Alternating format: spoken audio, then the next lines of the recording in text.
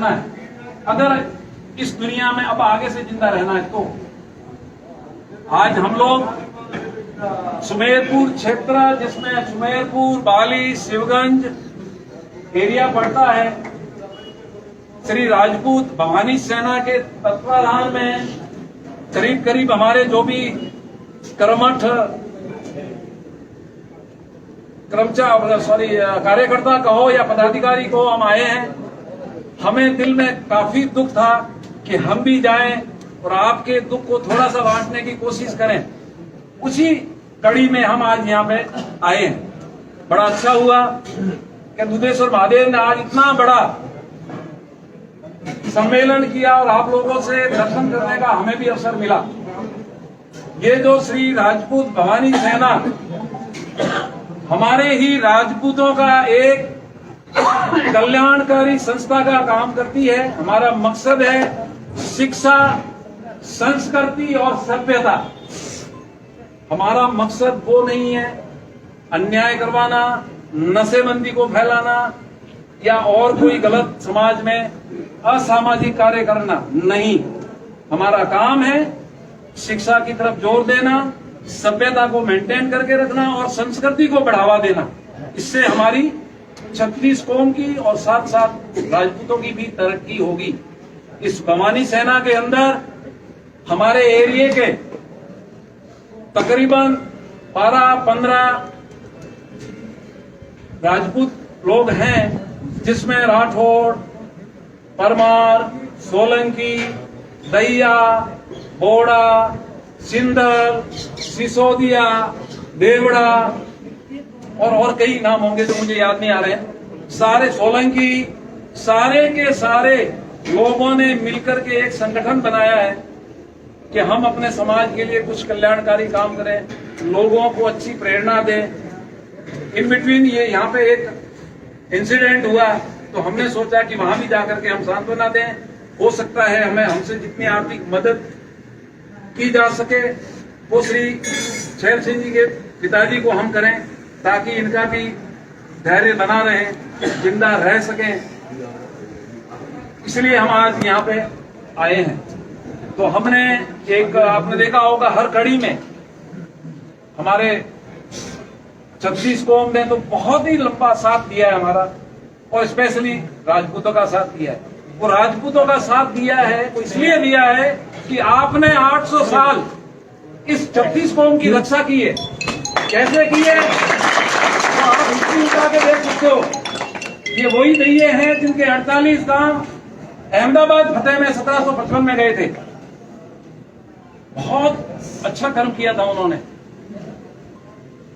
ये वही दैये हैं, ये उन्हीं की धरती है जहां पे हम आज बैठे हैं, जहां हमारे बाबूजी विराजमान हैं। तो मेरे कहने का मतलब, हमने कुर्बानियां दी है तो आज इनका वक्त है तो ये भी हमें सहायता देंगे, सहयोग करेंगे। जब कोई एक समाज धर्म संकट में फंसा रहता है या फंस जाता है तो दूसरे समाज का फर्ज बनता है उसको धर्म संकट से बाहर निकालना। संकट में फंसा हुआ है, उसको बाहर करना पड़ेगा। नहीं करेंगे तो हम तो राजस्थान के जालोर के सुराणा में बैठे हैं। आप जाके देखो कश्मीर घाटी में हमारे साथ क्या हो रहा है, आप जाके देखो केरला में हमारे साथ क्या हो रहा है, आप जाके देखो बंगाल में हमारे साथ क्या हो रहा है। तो ऐसा दिन ना आए कि यहाँ भी वो स्थिति पैदा हो जाए। तो कम से कम इस सनातन धर्म को जिंदा रखने के लिए ये भीड़, ये संगठन बहुत ज्यादा यहाँ जरूरी है। मेरा मकसद कहने का यही था। बेसिकली संगठन में शक्ति है तो आपको संगठन दिखाना है, और वो आज आपने दिखा दिया। हम बिना प्लान के, बिना आपको बताए, अपनी मर्जी से दिल किया उठ के चले आए। लेकिन इस महादेव जी को तो पता है ना, बाबजी ध्यान है कि आज वे लई इतना कर्मठ लोग इकट्ठा वे न आपरा दर्शन हारू ने आर्थिक सहायता हारू आवे रहा है, और गांव एरिया पूरा ऑलरेडी इकट्ठा है। इससे बड़ा सौभाग्य हमारे लिए क्या हो सकता है। तो आज हम एक रकम जो आर्थिक मदद के रूप में देना चाहेंगे, हमने देखा कि बैंकिंग एक्टिविटीजों में इन्वॉल्व न होकर के हमने नगद देने का निर्णय किया है। इसके कारण और वजह कई है, तो हमने नगद देने का एक निर्णय किया है। कितनी रकम?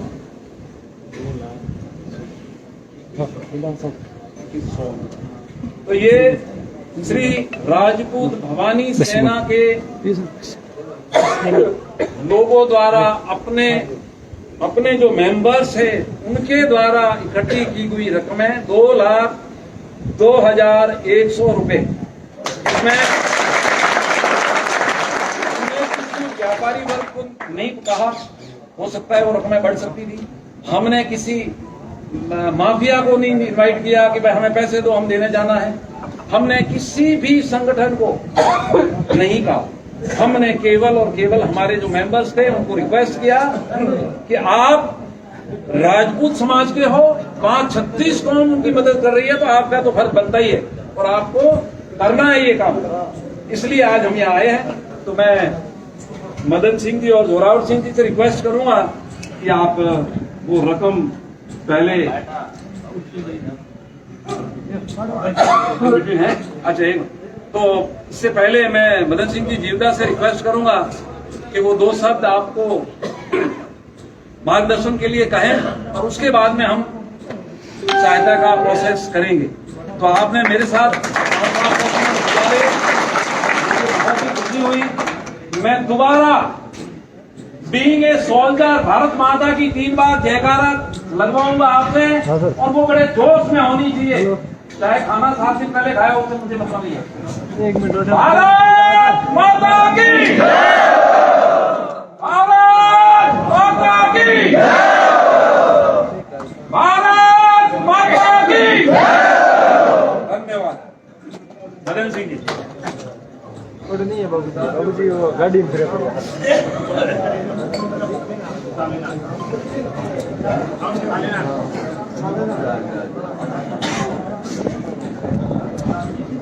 जालोर के सुराणा की पावन धन्य धरा पर 36 कौम के प्रतिनिधि आज एक ऐसे मकसद के लिए इकट्ठे हुए हैं जो आने वाले समय में इतिहास बनाएंगे। पिछले लगभग महीने 1.5 महीने से जालोर की पावन धरा पर, मारवाड़ की पावन धरा पर, राजस्थान की पावन धरा पर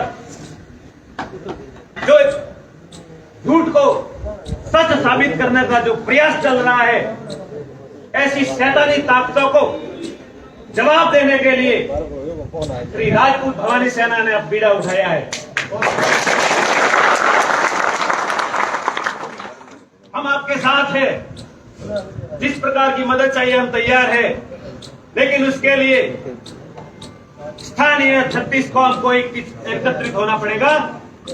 एकता दिखानी होगी आपको, और आपकी एकता के बिना, आपके जोश के बिना, आपके जज्बे के बिना अन्याय के खिलाफ लड़ने की क्षमता आपके अंदर होनी चाहिए, और आपको एक क्षमता पैदा करनी होगी। अन्यथा आने वाला समय हमारे लिए बहुत कठिन होगा।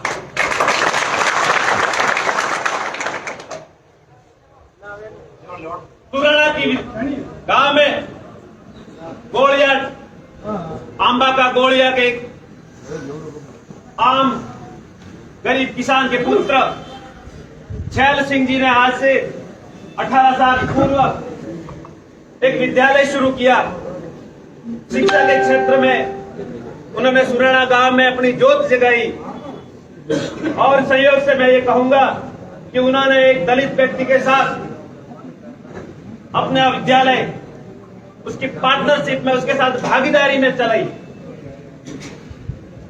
उसी के बिंदु में, उसी विद्यालय में 5 से 6 लगभग उसी दलित वर्ग के अध्यापक उन छात्रों को शिक्षा देते हैं, और उसी विद्यालय में लगभग 50% लोग छात्र दलित वर्ग से पढ़ाई करते हैं।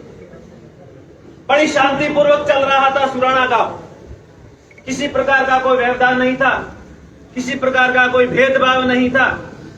इसके बावजूद एक छात्र है, उस विद्यालय का नाम इंद्र कुमार, जो 2017 से डॉक्यूमेंट मिले हैं हॉस्पिटल के रिकॉर्ड के अकॉर्डिंग मैं बोल रहा हूं कि 2017 से वो छात्र अपने कान की बीमारी का इलाज करवा रहा है। और पिछले महीने की जो तारीख आई, मुझे डेट याद नहीं है, लेकिन महीने 1.5 महीने पहले 2 छात्रों के बीच में आपस में कोई विवाद होता है और उन विवाद को सुलझाने के लिए, चूंकि यह विद्यालय की प्रक्रिया है, इतना अधिकार है शिक्षक को जो उन बच्चों को इतना डांट डपट कर सकता है। और उन्होंने समझाइश के तौर पे कान पे एक थप्पड़ दोनों छात्रों के लगाया और उनको वापस क्लास में भेज दिया। मारवाड़ी में कहावत है, हमारी साइड में ऐसा कहते हैं, कागले रे बैंड में डाली से भागू। संयोग से हो सकता है उसके कान के अंदर ज्यादा पीड़ा हो, चोट हल्की सी लगी और दर्द जाग गया होगा, वो दर्द आगे बढ़ गया और उसको अस्पताल में भर्ती कराया जाता है। जब वो अस्पताल में भर्ती होता है तब उसका पिता छैल सिंह जी से इलाज की डिमांड करता है। छैल सिंह जी देखते हैं, सोचते हैं कि चलो कहीं अपने से गलती हो गई, शायद उन्होंने एहसास कर लिया होगा कि मेरे से कुछ गलती हुई होगी, ये विषय कहीं यही बैठ जाए। तो उनके आपस में डील होती है, डील के तहत उन्हें 1.5 लाख रुपए इलाज के लिए दिया जाता है। लेकिन उनके मन में खोट थी। मैं कहता हूं जितनी खोट देवाराम के मन में नहीं थी, उससे कहीं ज्यादा ऐसा एक वर्ग है, ऐसी एक फर्जी सेनाएं बनी हुई है इस देश में, जिनका काम है अशांति फैलाना, छुआछूत के नाम पे राजनीति करते हैं और अपनी राजनीतिक रोटियां सेकते हैं। और इस विषय को पूरा मोड़ दे दिया नया। और जिस जालोर की धरती में, जिस सुराना की धरती पे 36 कौम बड़े ही आराम से अपना जीवन यापन कर रही है, बिना किसी भेदभाव के, आपसी तालमेल के जो व्यवस्था चल रही थी, उस व्यवस्था में उस शांत पड़े हुए पानी को